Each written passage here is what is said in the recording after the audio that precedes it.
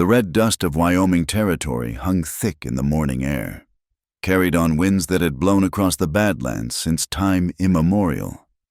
Eleanor May Hartley stood at her bedroom window, watching the sun paint the distant mountains in shades of purple and gold. It was to be her wedding day, the day she would become Mrs.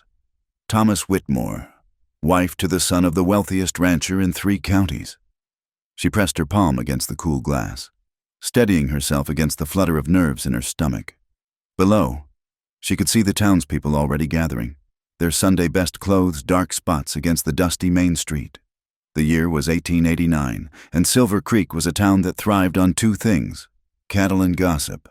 Today, they would feast on both. "Eleanor, for heaven's sake, step away from that window. You'll wrinkle your dress." The sharp voice belonged to Clara, her elder sister by 3 years. Clara swept into the room like a queen entering her court, her emerald green dress rustling with each measured step, where Eleanor was soft-spoken and gentle. Clara was all edges and ambition. Her beauty was undeniable.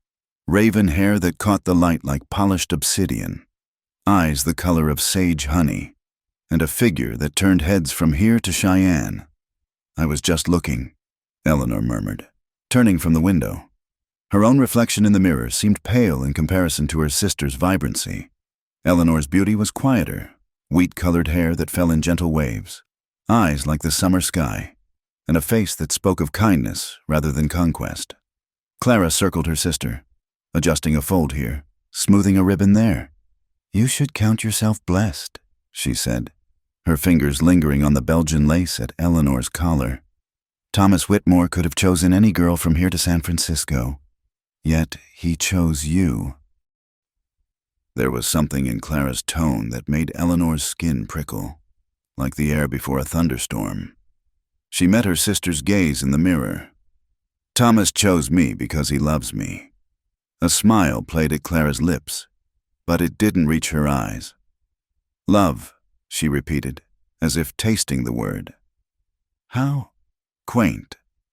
Eleanor wanted to say more, but their mother's voice called from downstairs, shrill with nervous energy.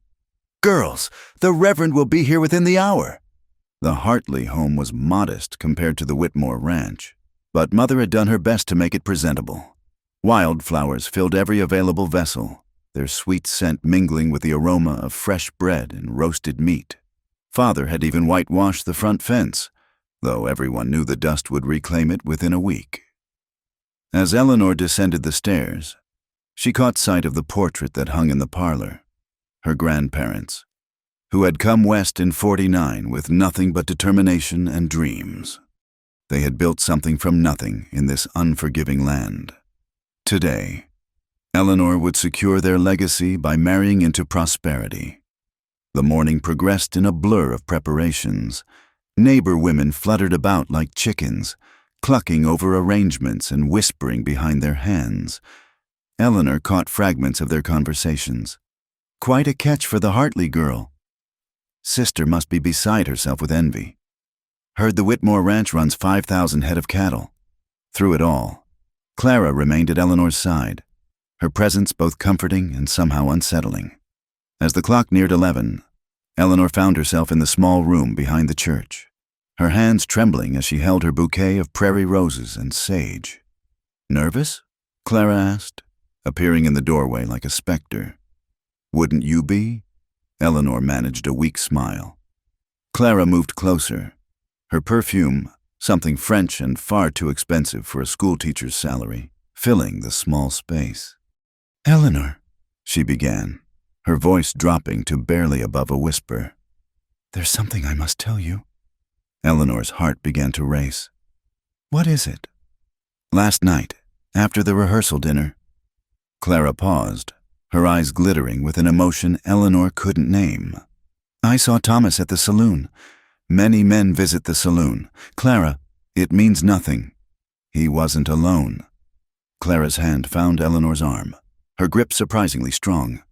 "He was with that woman from the boarding house, the one from New Orleans." Eleanor felt the blood drain from her face. Violet Beauregard.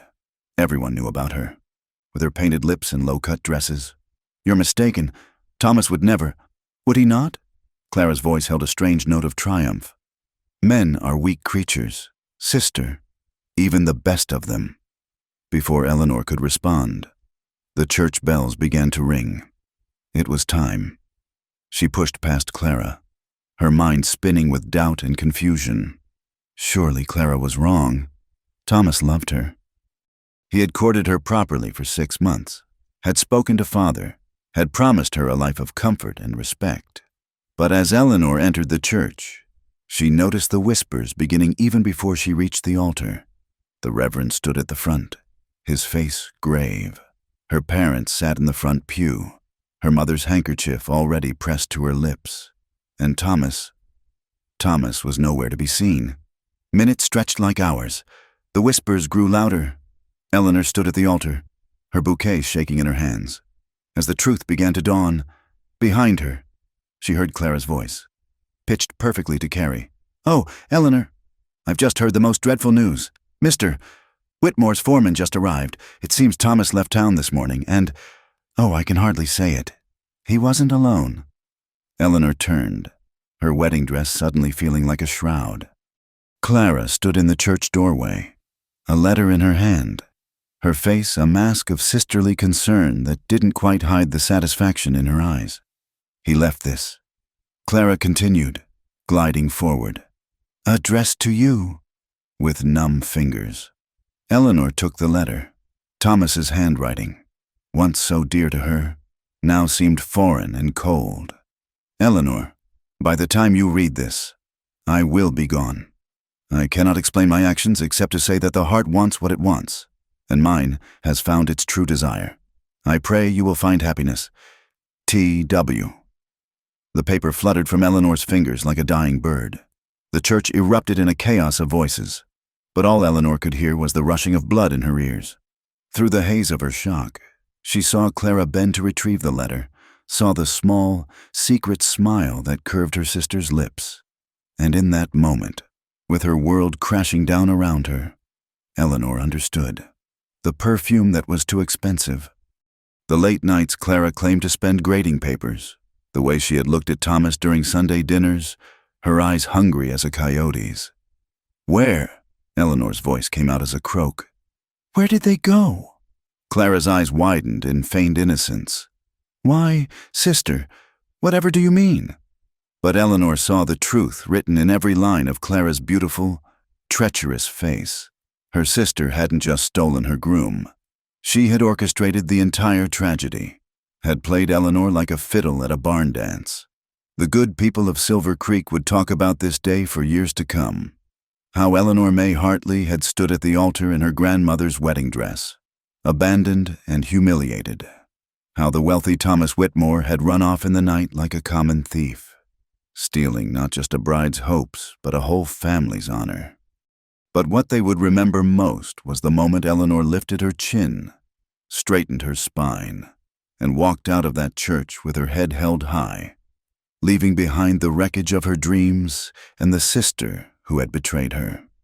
The dust devils danced in the street as she passed, and somewhere in the distance, a hawk cried out, a wild, lonesome sound that echoed the breaking of her heart. The market square of Silver Creek had never seemed so vast, so merciless, as it did that Tuesday morning. Eleanor pulled her shawl tighter around her shoulders, though the chill she felt had nothing to do with the weather. 3 days had passed since the wedding that wasn't, and the town's appetite for scandal showed no signs of being satisfied. She kept her eyes fixed on the dusty ground as she made her way to Henderson's general store. The murmur of voices followed her like tumbleweeds in the wind. "There she goes. Poor thing. Heard her father owes Whitmore Sr. for the wedding arrangements. Sister ran off with the groom. Can you imagine? Always thought that Clara had eyes like a rattlesnake." Eleanor's fingers trembled as she pushed open the store door. The bell above jangled accusingly, and every head turned. Mrs. Henderson, usually so chatty, suddenly found urgent business in organizing the pickle barrels. Young Mary Stewart, who Eleanor had taught Sunday school with, averted her gaze and hurried out the back door. "I need flour, salt, and thread," Eleanor said quietly. placing her meager coins on the counter. "Mr." Henderson cleared his throat uncomfortably. "Eleanor, about your family's account." The words hung in the air like dust motes. Of course. The credit extended for the wedding, the extra supplies, the faith that the Hartleys would soon be connected to the wealthy Whitmores. All of it gone, like smoke in the prairie wind. "How much?" Eleanor asked, though she already knew the answer would be more than they had. $47.30. Henderson's voice was not unkind, but firm. "I'm sorry, but with your father's situation at the mill—" Eleanor's heart sank. Father had taken time off work to prepare for the wedding, had spent money they didn't have on repairs to the house, new clothes, provisions for guests who would never eat them. The Whitmore family had promised to cover the expenses, a generous gesture from future in-laws. Now, those promises were as worthless as Confederate money. "I understand," Eleanor whispered, leaving her coins on the counter. "Just the thread. Then—" As she turned to leave, a familiar figure blocked her path. Mrs. Prudence Whitmore stood in the doorway like an avenging angel, her black bombazine dress rustling with indignation. Thomas's mother had the bearing of a woman who had never been denied anything in her life.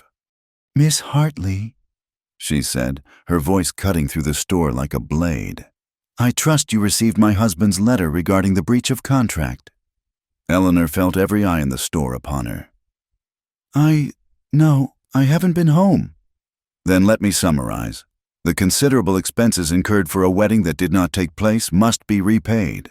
The damage to our family's reputation, my son being led on by obviously unsuitable women, must be considered. We expect full recompense within 30 days. "Led on?" Eleanor's voice cracked. "Mrs. Whitmore, your son—" "My son is young and was clearly taken advantage of by your sister's charms." The older woman's lip curled. The apple, as they say, does not fall far from the tree. Eleanor felt heat rise to her cheeks. "My family has done nothing wrong." "Nothing wrong, Mrs." Whitmore's laugh was like breaking glass. "Your sister is a Jezebel who stole an innocent boy from his bride." "And you? What kind of woman loses her groom to her own sister?" There must be something lacking. Her eyes raked over Eleanor dismissively. "Either in beauty, virtue, or other wifely qualities." The store had gone silent as a tomb. Eleanor stood frozen, each word a lash across her dignity.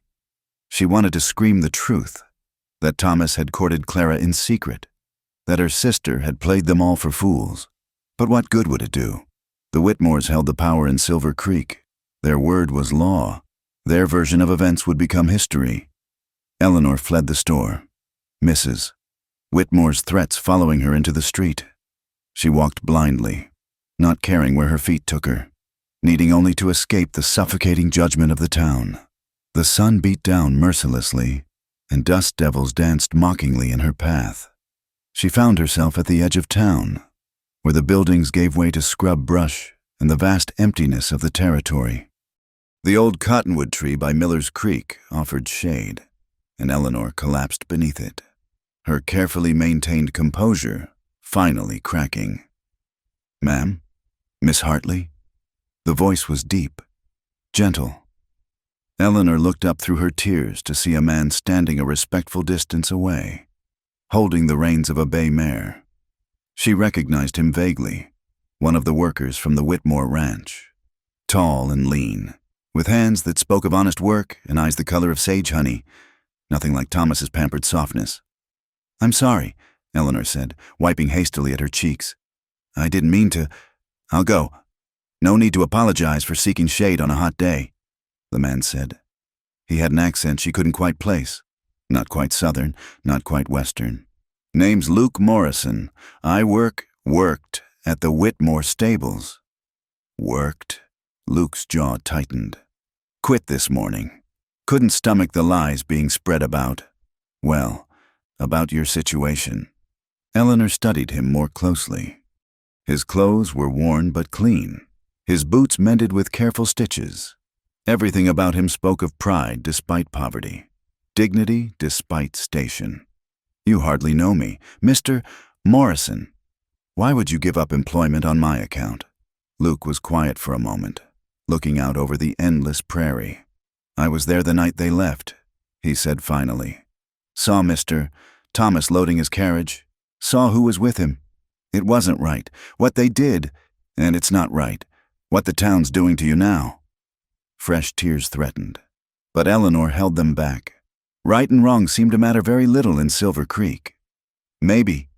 Luke reached into his saddlebag and pulled out a canteen. But that doesn't mean we stop trying to live by them. He offered her the water, and Eleanor drank gratefully. The simple kindness, after days of cruelty, nearly undid her completely. Your family, Luke continued carefully. I heard about the debts, the threats. Eleanor's shame burned fresh. The whole town knows our business, it seems. I also know your father's a good man who's worked hard all his life. Doesn't deserve what's befalling him. Luke paused. I might have a solution, if you're willing to hear it. Eleanor looked at him warily. She'd had enough of men's promises. I'm starting my own operation. Luke said, bought a piece of land north of here, just a small spread. But I need help, someone who can keep books, mend tack, tend horses. It's hard work, not what a lady like yourself is used to. But it's honest, pay wouldn't be much, but it might help with your family's debts. You're offering me work? At a stable? I'm offering you a chance to stand on your own feet, Luke corrected gently. To show this town that Eleanor Hartley doesn't need their pity or their judgment. Eleanor considered the scandal it would cause. A woman working alongside men, getting her hands dirty with common labor. Then she thought of her father's bowed shoulders, her mother's tears, the debts mounting like storm clouds. When do I start? She asked. Something like admiration flickered in Luke's eyes. Tomorrow, if you're willing. Dawn. The old Stewart property. You know it. Eleanor nodded. Everyone knew the abandoned Stewart ranch, left to ruin after the drought of '81. As Luke mounted his horse, he turned back to her. Miss Hartley? For what it's worth, Thomas Whitmore is a fool. Any man who could look at you and choose, well, he's a fool. Then he was gone, leaving Eleanor alone with the prairie wind and the first spark of hope she'd felt in days. She stood slowly, dusting off her skirts, and began the long walk home. The town could talk. Let them. She had work to do, debts to pay, and dignity to reclaim. The sun was setting by the time she reached her parents' house, painting the sky in shades of defiance. Tomorrow would bring new challenges, new humiliations. But tonight, Eleanor May Hartley had something she'd lost at that altar, a purpose, and perhaps the beginning of self-respect that no man could steal. The Stewart Ranch materialized from the morning mist like a ghost of better days. Eleanor arrived as the first rays of sun painted the dilapidated buildings gold, her father's old work clothes hanging loose on her frame. She'd left home before her parents woke, unable to face their disappointment at their daughter becoming a common laborer.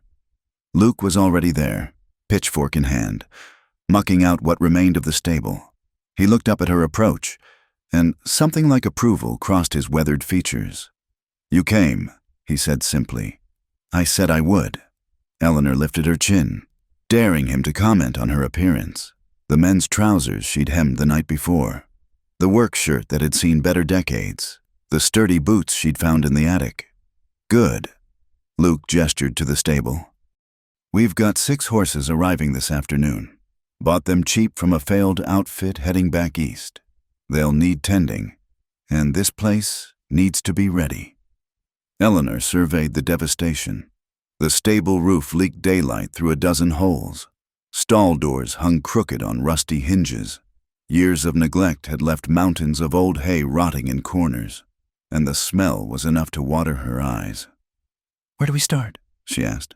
Luke's rare smile transformed his face. That's the spirit. They worked in companionable silence as the morning warmed. Eleanor had never done such physical labor, her hands, soft from years of needlework and piano lessons, quickly blistered. Her back screamed protests as she hefted forkfuls of moldy hay. Sweat soaked through her shirt, and dust coated every inch of exposed skin. But there was something liberating in the work. Each wheelbarrow of debris removed was a small victory. Each board hammered into place was progress she could see, touch, measure. Unlike the ephemeral promises of men, this was real. "You're bleeding," Luke observed around midday. Eleanor looked down at her palms, seeing the broken blisters. "It's nothing. It's something." Luke disappeared into the tack room and returned with a tin of salve and clean rags. "Can't have you getting infection. Sit." She perched on an overturned barrel while Luke knelt before her, his calloused hands impossibly gentle as he cleaned and wrapped her wounds. Eleanor found herself studying the crown of his head, noting how the sun had bleached streaks of gold into his brown hair. "Why did you really leave the Whitmore ranch?" she asked suddenly. Luke's hands stilled for a moment. "Told you. Couldn't stomach the lies. There's more to it than that." He looked up at her, and Eleanor caught her breath at the intensity in his eyes. "Thomas Whitmore took something that wasn't his to take. Your sister might have been willing, but you deserved better than being played for a fool. When old man Whitmore started spreading poison about your family, calling you all schemers and worse." His jaw clenched. "I told him what I thought. Things got heated. I left before I did something we'd both regret." "You defended my honor?" Eleanor couldn't hide her amazement. "You lost your position for strangers?" "You're not strangers," Luke said quietly. "I've seen you every Sunday at church for 2 years. Watched you teach the little ones their letters at the schoolhouse. You brought soup to my bunkhouse when the fever went through last winter. Though you probably don't remember." Eleanor did remember. A bitter week when half the ranch hands were down sick, and she'd helped her mother prepare remedies. She hadn't known Luke was among them. "Still," she said, "to lose steady work. I'd been saving to start my own place anyway. This just moved up my timeline." Luke finished wrapping her hands and stood. "Besides, a man's got to be able to look at himself in the mirror." They returned to work, but Eleanor's awareness of Luke had shifted. She noticed the easy way he moved, the patient manner he had with the skittish barn cat that appeared at lunch, the way he hummed old trail songs under his breath. The horses arrived as promised, 6 sorry-looking creatures that had clearly seen hard use. But Luke's eyes lit up as he examined each one. "This mare's got good bloodlines under all that neglect," he said, running his hands along a dun-colored female's legs. "And this gelding, see the chest on him, he'll be strong as an ox once he's fed up proper." Eleanor watched, fascinated, as Luke worked with each animal. His movements were slow, deliberate, telegraphing his intentions. He spoke in low, continuous murmurs, and even the most nervous of the horses began to calm. "How do you do that?" she asked. "Patience." Luke replied, "Trust. Same as with people, really. You can't force it. Gotta earn it." He showed her how to approach the horses, how to read their body language, how to offer her hand for them to smell. When the dun mare finally allowed Eleanor to stroke her neck, she felt absurdly proud. "You're a natural," Luke said, and the approval in his voice warmed her more than the afternoon sun. As the day waned, Eleanor helped Luke settle the horses for the night. They worked side by side, filling water buckets, distributing hay, checking hooves for stones. It was hard, dirty work, but Eleanor found herself reluctant for it to end. "Same time tomorrow?" Luke asked as they secured the stable doors. Eleanor thought of the long walk home, the disapproving faces she'd meet, the whispers that would follow her. Then she looked at her bandaged hands, felt the honest ache of hard work in her muscles, saw the respect in Luke's eyes. "Same time tomorrow," she agreed. The walk home seemed shorter than the morning journey. Eleanor was so lost in thought that she almost missed the rider approaching on the main road. When she recognized the elegant carriage, her stomach dropped. Mrs. Whitmore's driver pulled to a stop beside her. The woman herself leaned out the window, her face a mask of disgust as she took in Eleanor's appearance. "My heavens," she breathed. "How far you've fallen, working like a common Mexican, covered in filth. Your poor parents." Eleanor felt the old shame rising, but then she remembered Luke's quiet dignity, the horses' trust, the stable taking shape under their combined effort. "Good evening, Mrs. Whitmore," she said calmly. "Don't you good evening me, girl. I heard about your arrangement with that stable hand, as if your family's reputation could sink any lower. Mr. Morrison is a respectable businessman who offered honest work when this town offered only judgment." Eleanor met the older woman's glare steadily. "Which is more than I can say for some." Mrs. Whitmore's face flushed. "You impertinent little—" "If you'll excuse me, I need to get home. Hard work makes one hungry." Eleanor stepped around the carriage. "Give my regards to Mr. Whitmore. Oh, and Mrs. Whitmore. You might want to check your accounts. I heard Clara always did have expensive tastes." She walked away, leaving Mrs. Whitmore sputtering behind her. Tomorrow there would be new gossip, fresh scandal. But tonight, Eleanor May Hartley had calluses on her hands and pride in her heart, and that was worth more than all the approval Silver Creek could offer. The news from Cheyenne came that evening, carried by a traveling salesman eager to share gossip. Thomas and Clara Whitmore, she'd taken his name, though no one could confirm they'd actually married, had been seen at the gambling tables, throwing money around like water. Clara had ordered a wardrobe from Paris. Thomas had bought a racehorse that came in last. Living high on the hog. The salesman chuckled to Eleanor's father. "Though word is the money won't last long at that rate." Eleanor listened from the kitchen, feeling nothing but a distant pity. Let them have their brief, bought happiness. She'd found something better in the dust and sweat of honest labor, self-respect, and perhaps the first stirrings of something that might grow into more with a patient, gentle man who saw her worth when the rest of the world saw only scandal. The autumn wind carried whispers of trouble long before the riders appeared on the horizon. Eleanor had learned to read the signs, the way the horses grew restless in their stalls, how the hawks circled lower than usual, the uneasy silence that fell over the prairie like a shroud. "Storm coming," Luke said, but his eyes weren't on the sky. They tracked the dust cloud approaching from the south, too deliberate to be wind-driven. Eleanor set down the saddle she'd been mending.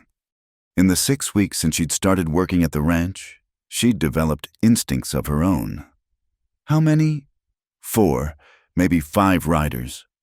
Luke moved to the doorway, his hand drifting to the old Colt revolver on his hip. "Stay inside." But Eleanor had spent too many days taking orders, accepting protection she hadn't asked for. She stepped beside him, squinting into the afternoon glare. "I know those horses. That's Jake Brennan's gang." Everyone in Silver Creek knew about Brennan and his men, former Confederate soldiers who'd never quite stopped fighting the war. They'd been raiding isolated ranches throughout the territory, taking what they pleased and leaving destruction in their wake. "Get to the house," Luke said, his voice tight. "Now." "The horses, Eleanor." He turned to her, and she saw fear in his eyes, not for himself, but for her. "Please." She ran for the small cabin they'd been fixing up, her heart hammering against her ribs. Through the window, she watched the riders approach. Jake Brennan sat his horse like a king surveying his domain, his gray coat still bearing the ghost of military insignia. Well. Brennan's voice carried clearly across the yard. "Luke Morrison, heard you set up shop out here. Doing right well for yourself.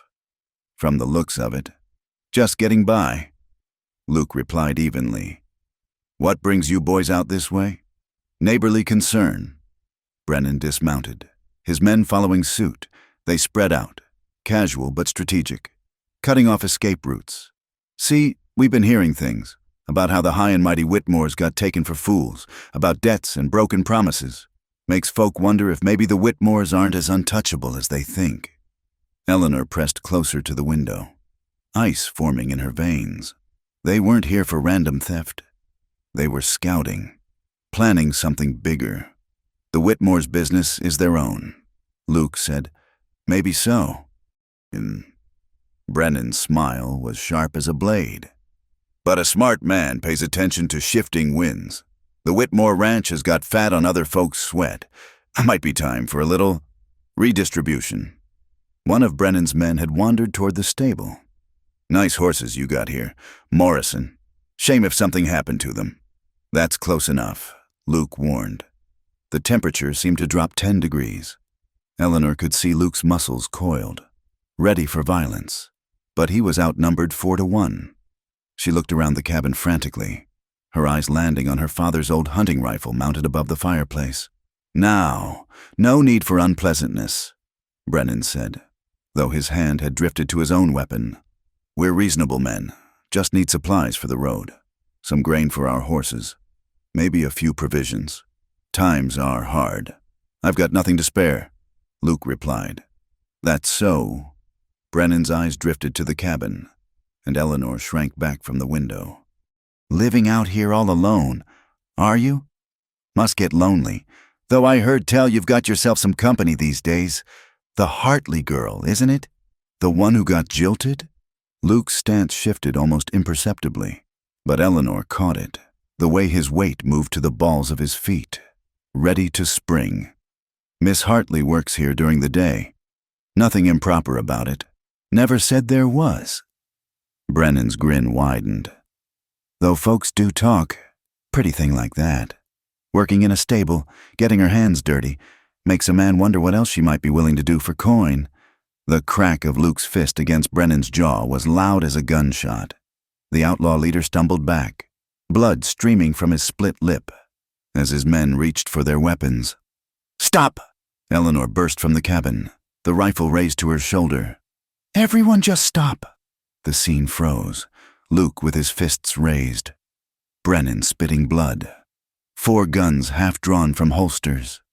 Eleanor kept the rifle trained on the nearest outlaw, proud that her hand stayed steady despite the fear coursing through her. Miss Hartley, Brennan drawled, dabbing at his mouth. Aren't you full of surprises? Leave, Eleanor said. Now, before someone does something that can't be undone. Little girl's got spine. One of the outlaws muttered. Brennan studied her for a long moment, calculation in his eyes. This isn't over, he said finally. The Whitmores have gotten fat off this land, and change is coming whether folks like it or not. You might want to think about which side you're on when it does. He mounted his horse with deliberate slowness, his men following. As they rode away, Brennan called back. Be seeing you real soon. Morrison, you and your lady friend both. Eleanor didn't lower the rifle until the dust of their departure had settled. Only then did her hands begin to shake. Luke was beside her in an instant, gently taking the weapon. You all right? They're planning something, Eleanor said, against the Whitmores. Let them. Luke's voice was hard. The Whitmores can take care of themselves. But the ranch hands, the families who work there, they're innocent. Luke touched her shoulder, and Eleanor realized she was trembling. You've got a good heart, Eleanor May, but this isn't our fight.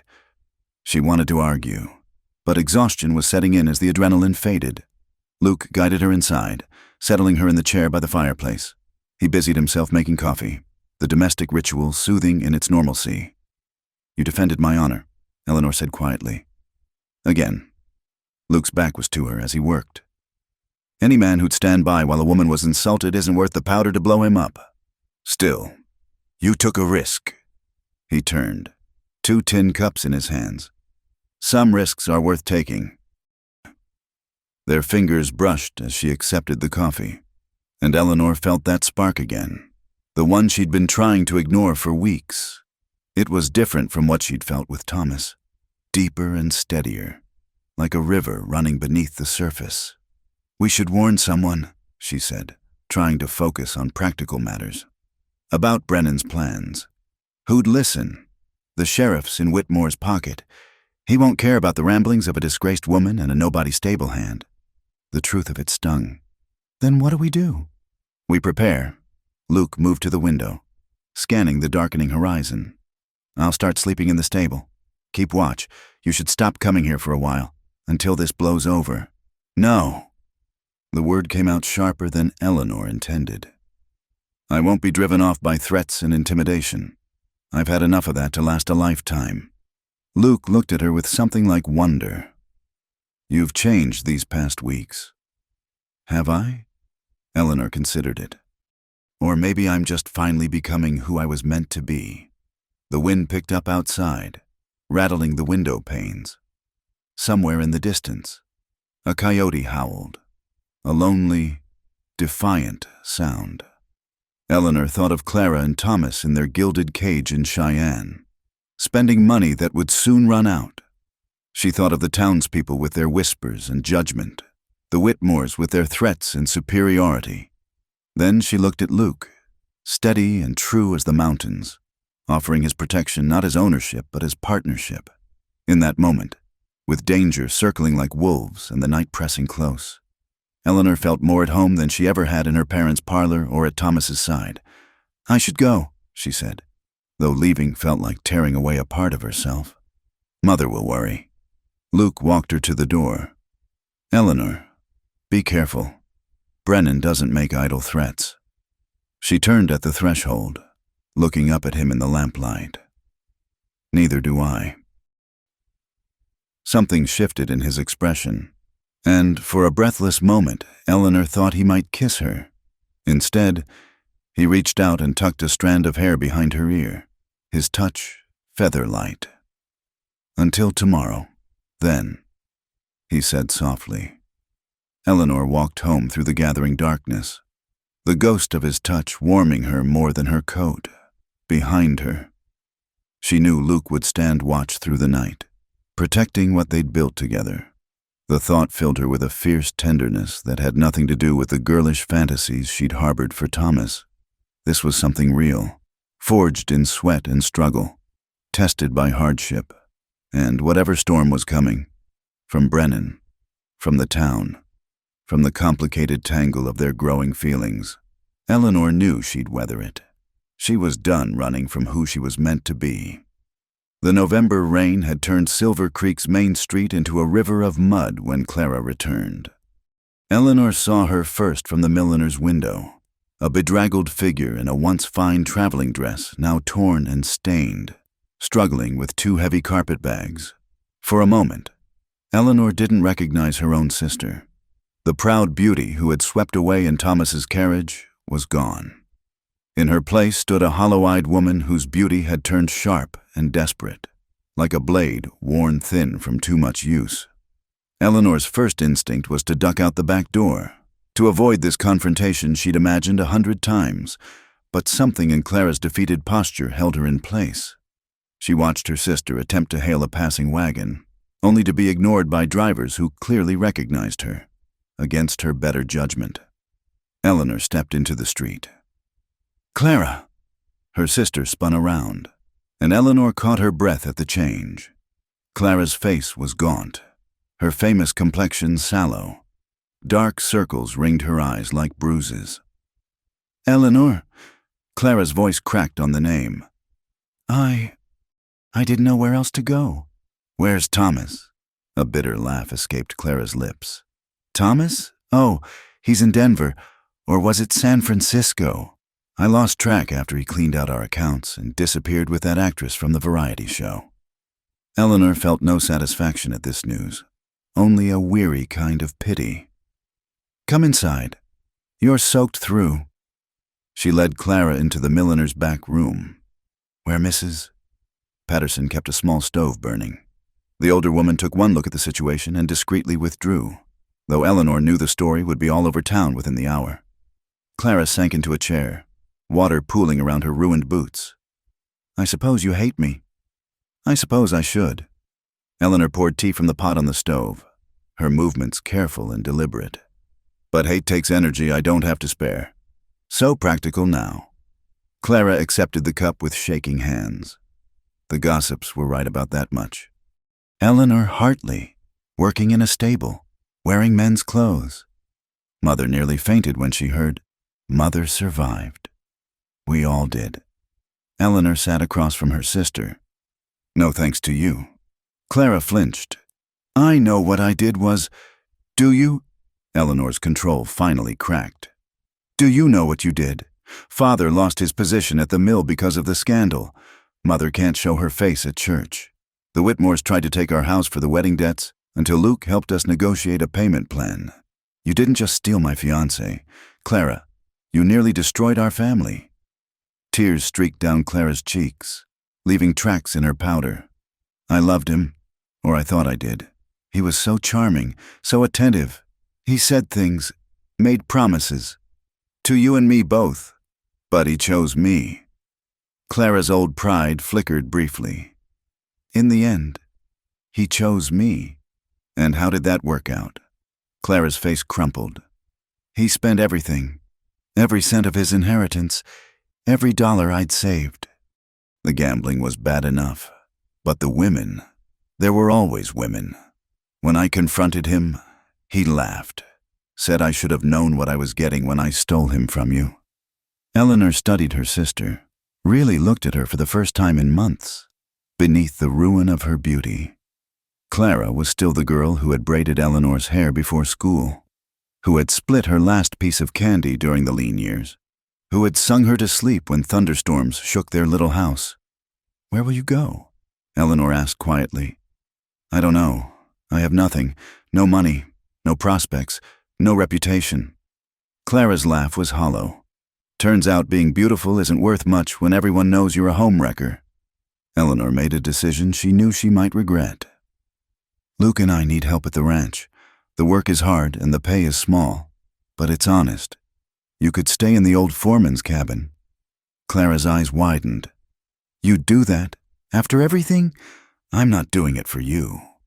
I'm doing it for the girl who used to be my sister, and for our parents who don't deserve any more shame."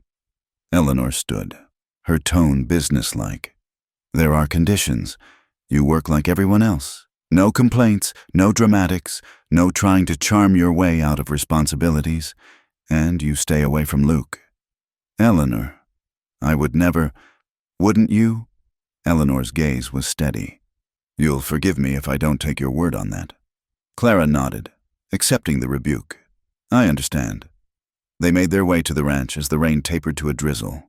Luke was in the stable, working on a harness by lamplight. He looked up at their approach, his expression carefully neutral as he took in Clara's presence. "Luke," Eleanor said, "Clara needs work. I've offered her the foreman's cabin and a position helping with the horses."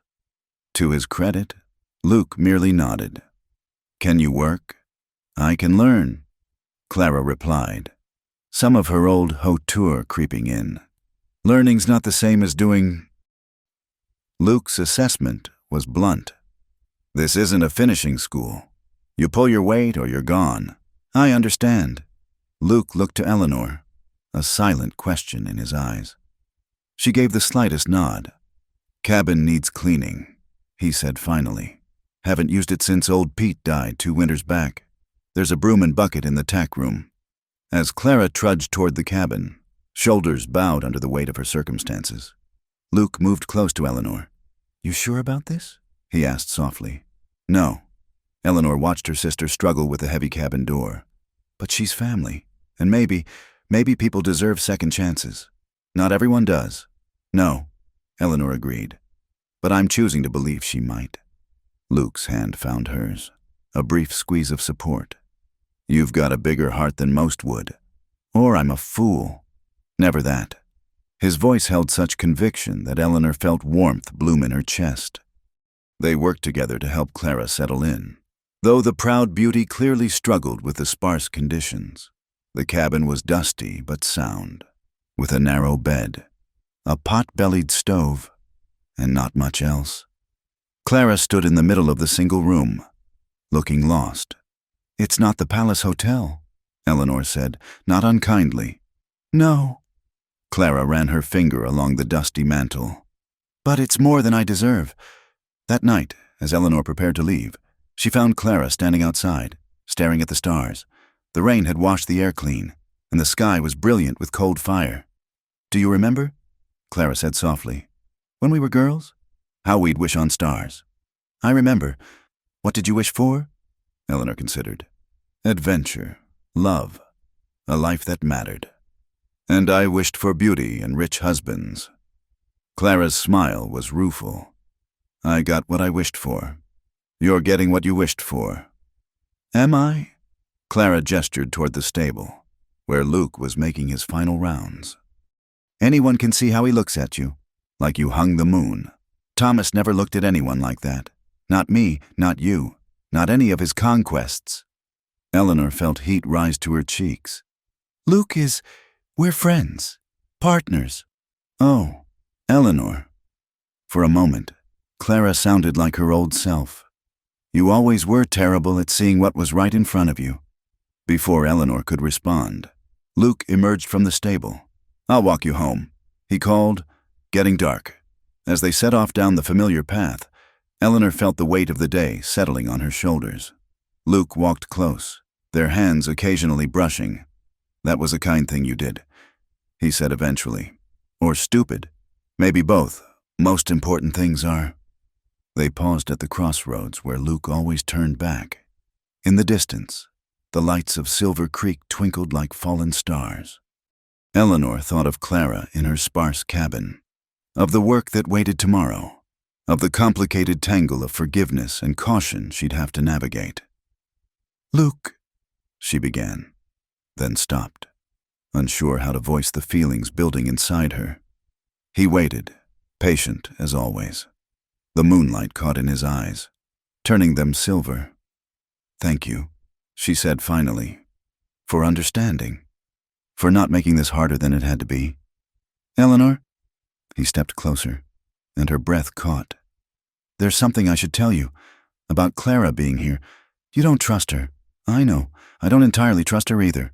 No, it's not that. Well, not just that. He seemed to struggle with the words. I need you to know that nothing could change how He stopped, frustration clear on his face. Eleanor's heart was racing now.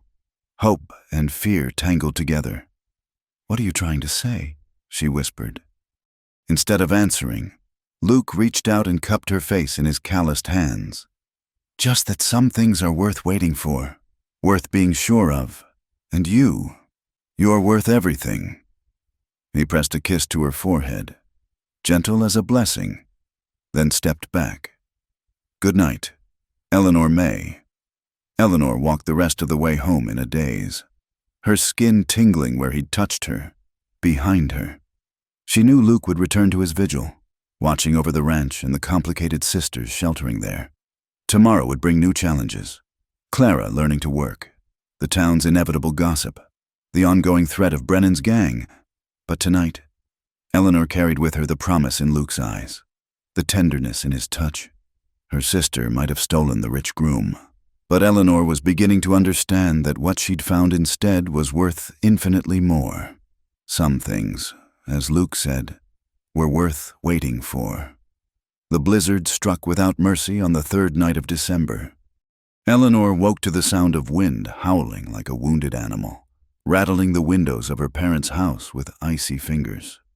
Through the frosted glass, she could see nothing but a wall of white. Her first thought was of the horses.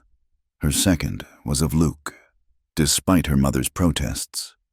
Eleanor bundled herself in every layer she could find and fought her way through the storm.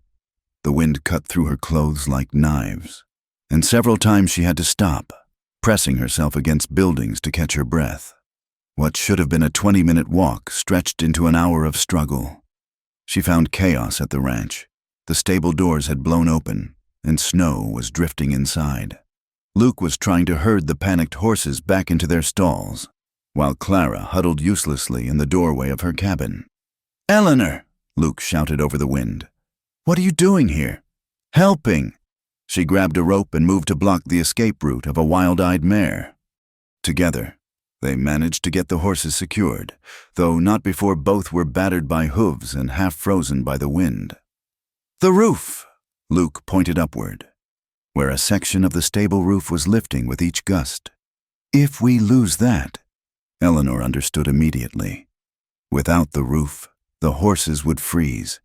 Everything they'd worked for would be destroyed. What do we need? Boards, nails, hammers, and prayers. They worked through the night, Clara eventually joining them despite her obvious terror. Eleanor held boards in place while Luke hammered, her fingers going numb even through thick gloves. Clara ferried supplies, slipping and sliding in the deepening snow. At one point, a massive gust tore a board from Eleanor's hands, sending her tumbling. Luke caught her before she could fall from the ladder, pulling her against him. "You could have been killed," he shouted over the storm. "So could you," she shouted back. For a moment they clung to each other, balanced precariously on the icy ladder. Then Luke's mouth found hers, hot and desperate against the freezing wind. It was nothing like the chaste kisses she'd shared with Thomas. This was fire and need and the promise of life in the face of nature's fury. When they broke apart, Clara was staring up at them with an unreadable expression. Then she held up another board. "Less kissing, more hammering. Unless you want us all to freeze." They secured the roof as dawn broke gray and bitter. The wind had died to merely brutal, and the snow fell now in thick curtains rather than horizontal sheets. Inside the stable, they collapsed against the hay bales, exhausted. "Everyone alive?" Luke asked. "Define alive," Clara muttered, examining her blistered hands. "I can't feel anything below my knees." Eleanor was checking on the horses, running her hands along their sides, when she noticed the mare in the corner stall, the pregnant one Luke had bought just last week, planning for spring foals. "Luke," she called, urgency in her voice. "She's in labor." "Now?" He was beside her in an instant. "She's early. This cold." They both knew what he wasn't saying. Foals born in blizzards rarely survived. "What do we need?" Eleanor asked. "Hot water, clean cloths, and luck." Luke was already rolling up his sleeves. "Lots of luck." What followed was hours of struggle as brutal as the storm outside.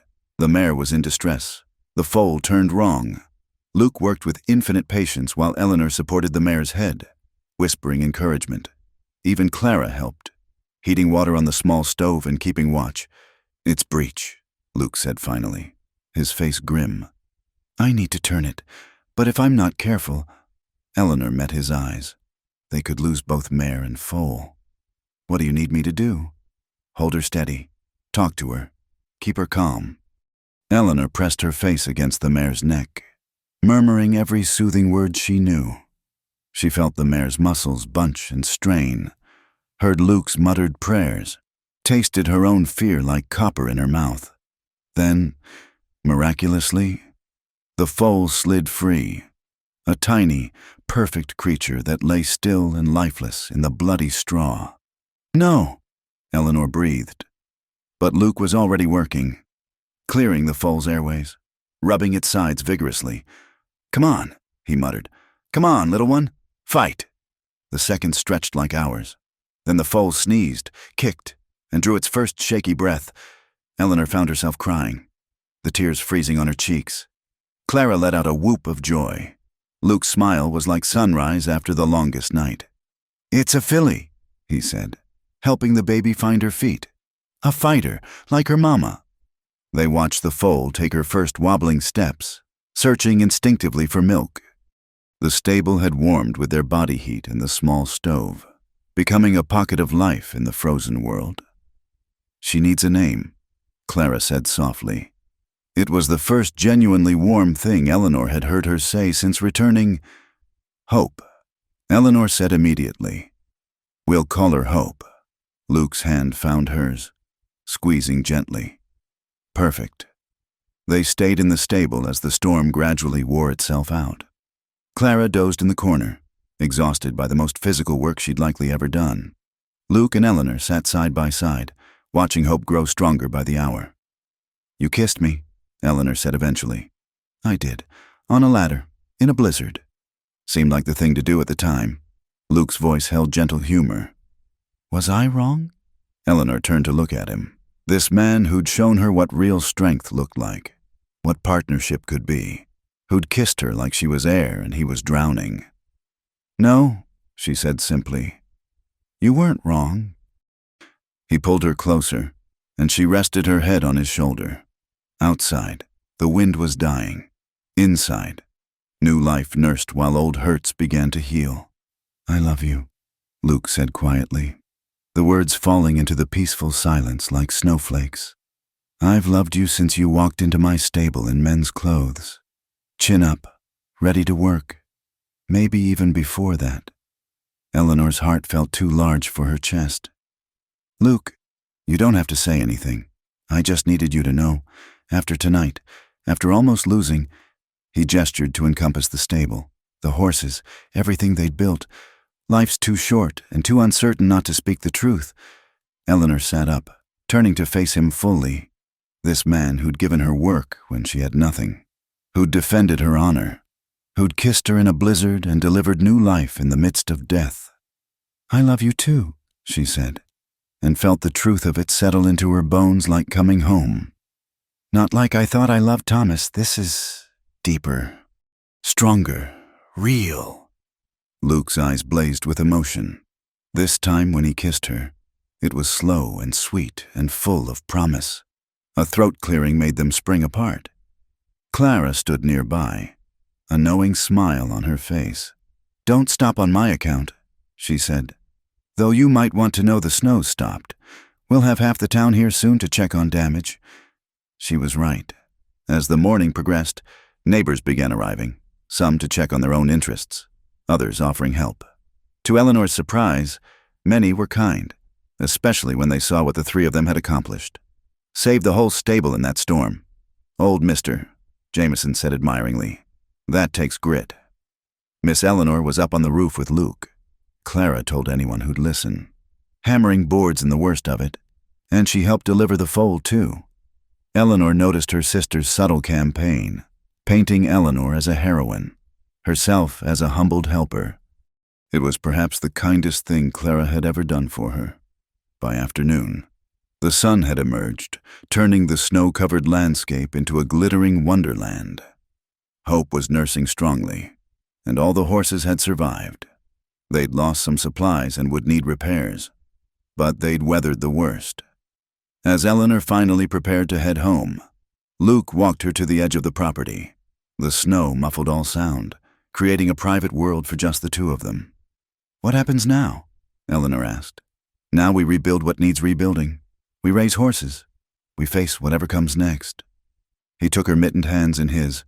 Together, if you'll have me. Eleanor thought of the girl she'd been, standing at an altar in her grandmother's dress, waiting for a man who would never come. That girl was gone, replaced by someone stronger, someone who'd earned her calluses and her pride. Together, she agreed, and sealed the promise with a kiss that warmed her all the way home. Behind them in the stable, Hope took her first confident steps into a world made new by storm and struggle. And, in her cabin, Clara watched through the window. A letter to Thomas half written on her desk, a letter that would never be sent, because some bridges were meant to stay burned.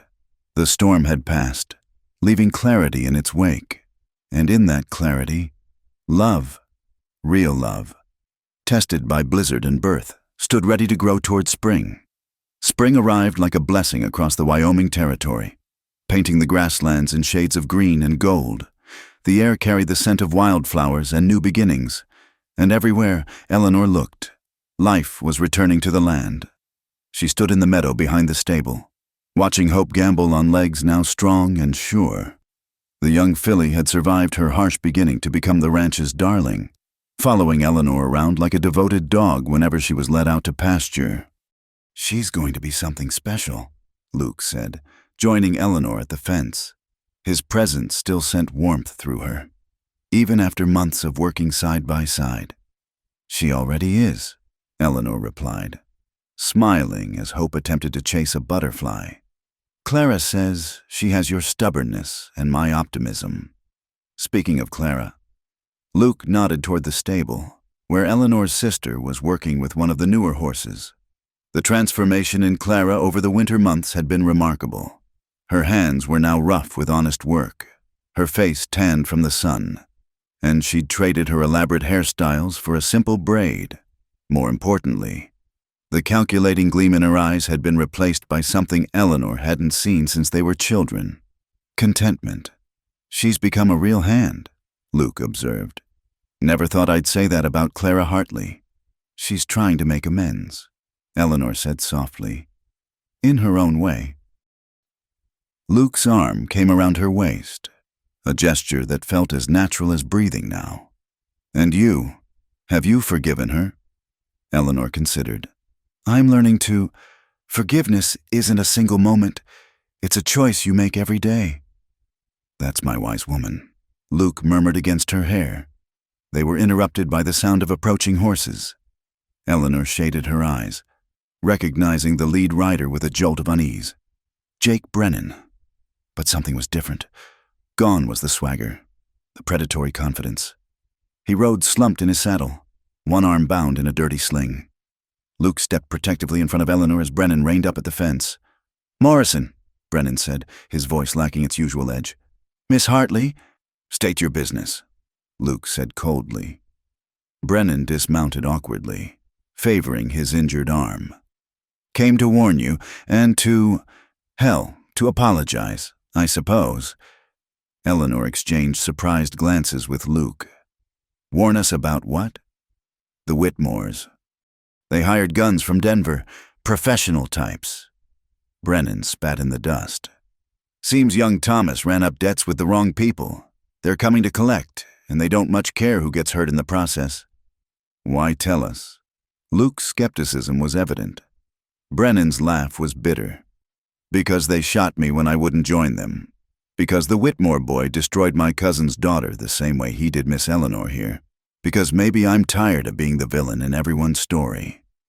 He looked directly at Eleanor then, and she saw something she'd never expected in his eyes. Respect. You stood up to me with that rifle, he said. Not many would have. Made me think about things. About the man I used to be before the war twisted me up. Clara had emerged from the stable, drawn by the voices. Her face went pale at the sight of Brennan, but she stood her ground. Miss Clara. Brennan acknowledged her with surprising courtesy. Heard you came back. Takes courage to face up to what you've done. Mr. Brennan. Clara replied carefully. What's this about hired guns? Brennan laid out what he knew. The Whitmore fortune was gone, squandered by Thomas in gambling halls across 3 territories. The family ranch was mortgaged to the hilt, desperate to maintain their facade of wealth and power.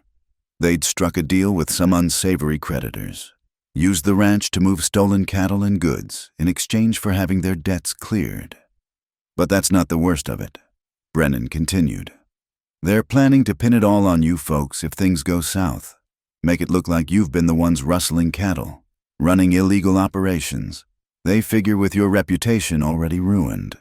Who's going to believe your word against theirs? Eleanor felt the blood drain from her face. After everything they'd built, everything they'd overcome. We need to go to the sheriff. She said. Brennan's laugh was harsh. Sheriff's been in Whitmore's pocket for years. No. If you want to survive this, you need to be ready to fight. Or run. We're not running, Luke said firmly. This is our home. Then you'd better prepare to defend it. Brennan remounted with difficulty.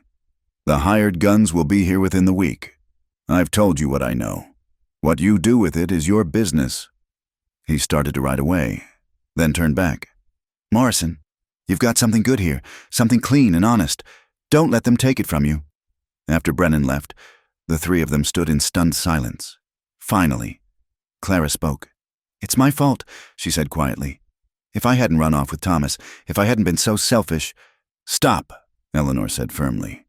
This isn't about blame anymore. It's about survival. Luke was already thinking ahead. We need allies, people who'll stand with us. Who? Clara asked desperately. The whole town thinks we're... Not the whole town, Eleanor interrupted, remembering something. The families we helped during the blizzard. Old Mr. Jameson, whose barn we repaired. The Hendersons. I've been teaching their daughter to read. They know we're not criminals. It might be enough, Luke mused. If we can prove what the Whitmores are really doing. They spent the rest of the day planning, preparing. Luke cleaned and oiled their meager arsenal of weapons. Clara rode to neighboring ranches, using her charm for good this time, warning people about what was coming. Eleanor wrote letters, documenting everything they knew, creating a paper trail that might protect them if the worst happened. That evening, as the sun painted the sky in shades of rose and gold, Luke found Eleanor in the meadow with Hope. The young horse nuzzled Eleanor's pocket, looking for the carrots she always carried. "Are you frightened?" Luke asked.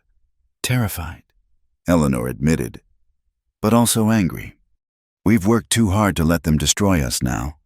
Luke pulled her close. "Eleanor, there's something I need to say. If anything happens—" "Nothing's going to happen," she said fiercely. "Let me finish." His voice was gentle but firm. "I want you to know that these months with you have been the best of my life.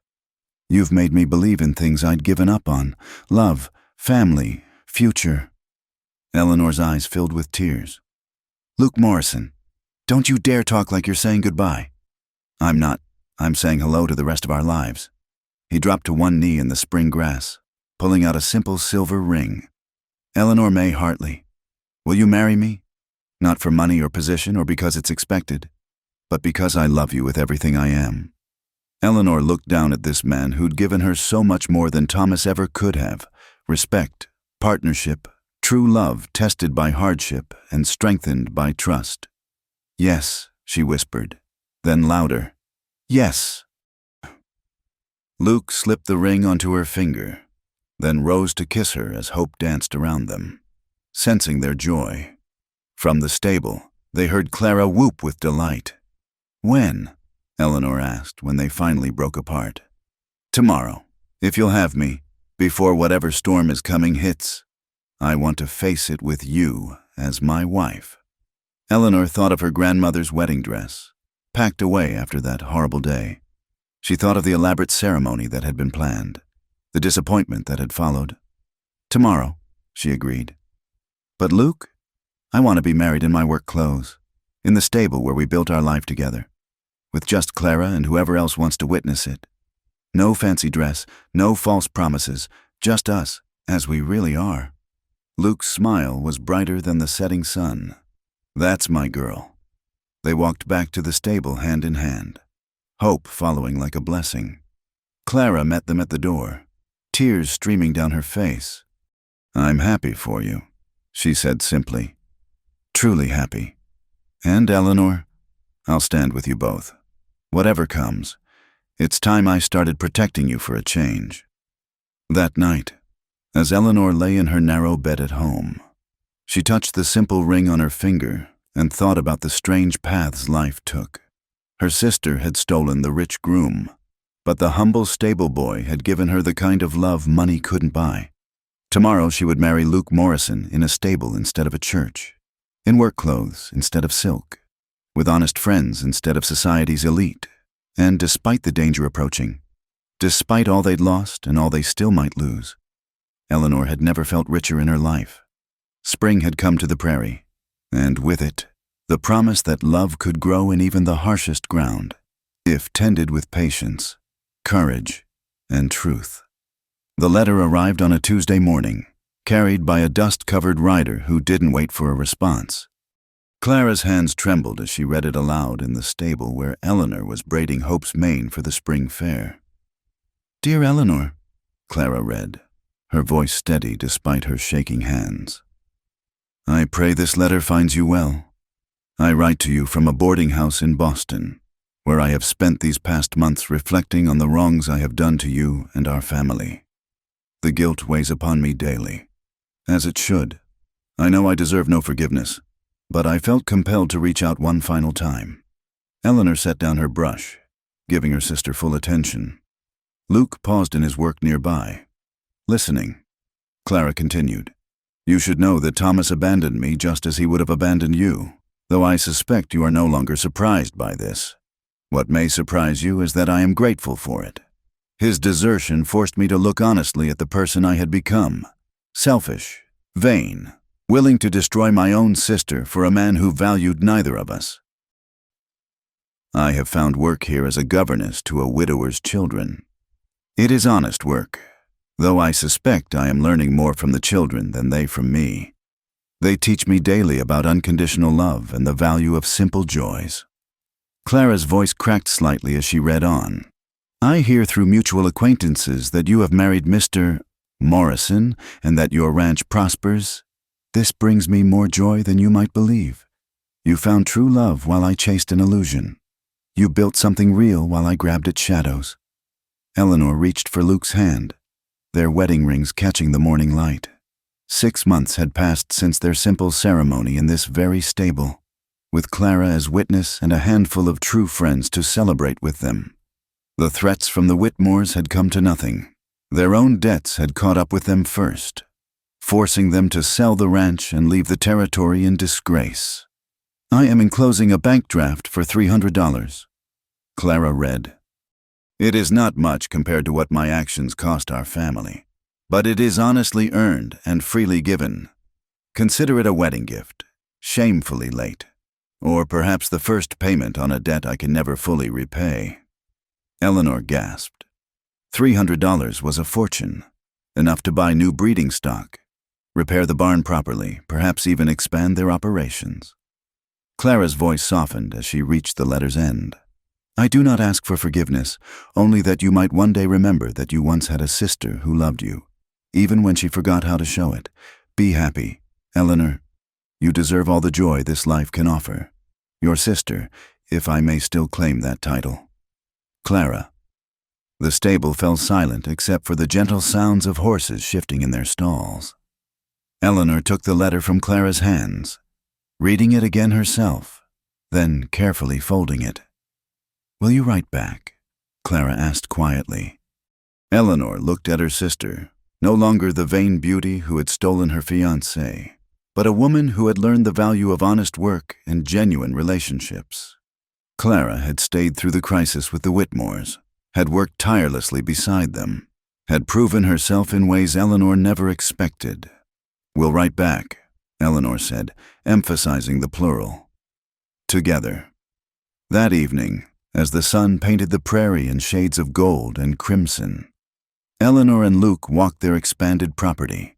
With Clara's help and the money from her letter, they'd been able to purchase the adjacent land, doubling their grazing area.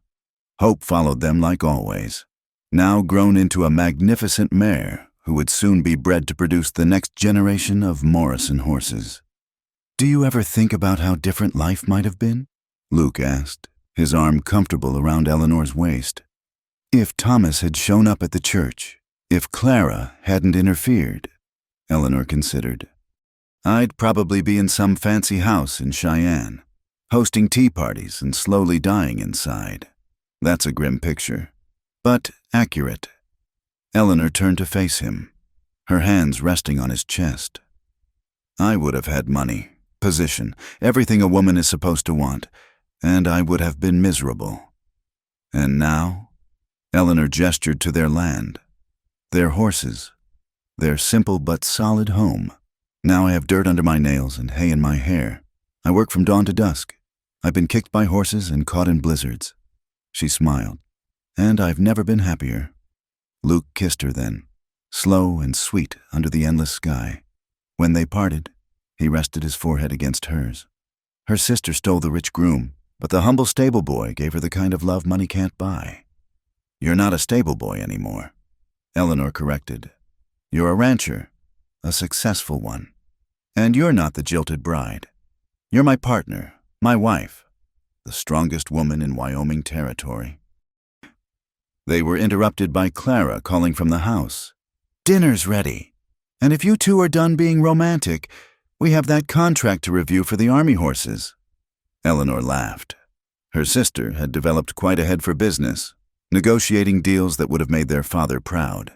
Together, the three of them had built something unexpected. Not just a ranch, but a family forged by trial and strengthened by forgiveness. As they walked back to the house, Eleanor touched the letter in her pocket, thinking about the response they would craft together. She thought too about the news she hadn't shared yet, the life growing within her, the next generation of Morrisons who would inherit this land they'd fought so hard to build. Luke, she began, then stopped, wanting to savor this moment a little longer. What is it, love?